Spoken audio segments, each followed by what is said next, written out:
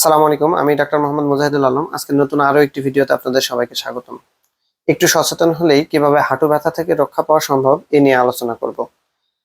হাঁটু ব্যথার কারণ ডিজেনারেটিভ চেঞ্জ বা অস্টিওআর্থ্রাইটিস।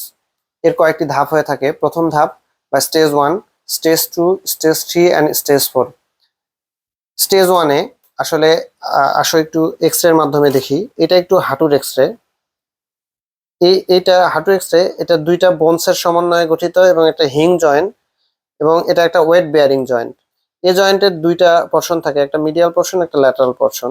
যদি এক্স-রেতে মিডিয়াল এবং এর মাঝখানে কিছুটা গ্যাপ দেখা যাচ্ছে, যদি মিডিয়াল পোর্শনের গ্যাপটা কমে আসে এবং ল্যাটারাল পোর্শনের ডিস্টেন্সটা বেড়ে যায়, সে গ্যাপের ডিস্টেন্সটা বেড়ে যায়, সেক্ষেত্রে আমরা এটাকে স্টেজ 1 বলে থাকি। স্টেজ 1 একটু সচেতন হলেই স্টেজ 2-তে যাতে না যায় সেটাকে আমরা প্রিভেনশন করতে পারি।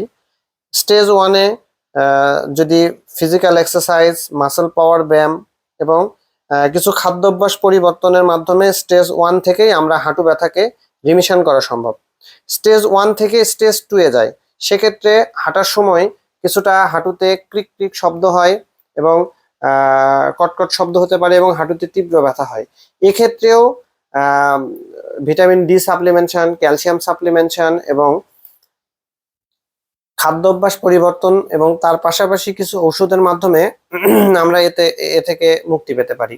স্টেজ 3 এবং স্টেজ 4, যদি এই নি জয়েন্টের মাঝখানে স্পেসটা যদি একদমই কমে যায় এবং জয়েন্ট দুইটা ফিক্সড হয়ে যায়, সেক্ষেত্রে স্টেজ 3 এবং স্টেজ 4টা হচ্ছে টোটালি ডিস্ট্রয় নি জয়েন্ট।